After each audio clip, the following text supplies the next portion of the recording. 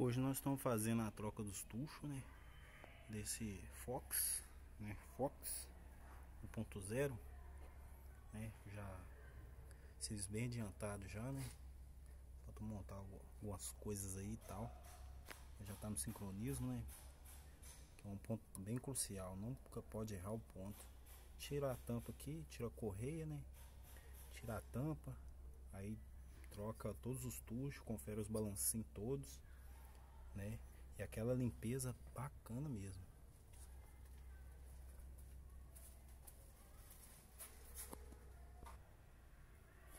Esse carro aqui também nós vamos fazer a limpeza do TBI dele, né?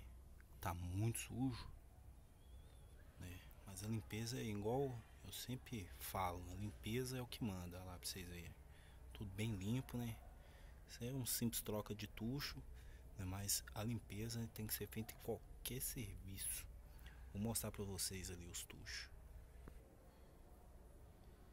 Esse aqui que são os tuchos, estão vendo?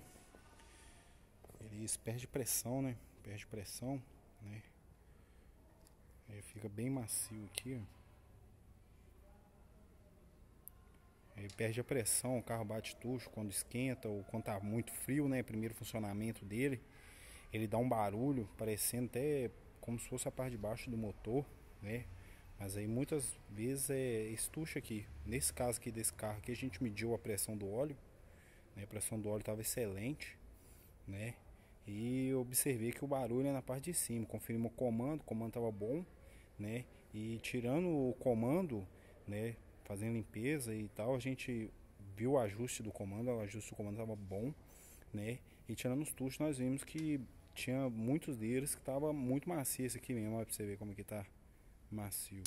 Aí a gente conversou com o cliente preferiu trocar todos os tuchos. Vai ficar excelente.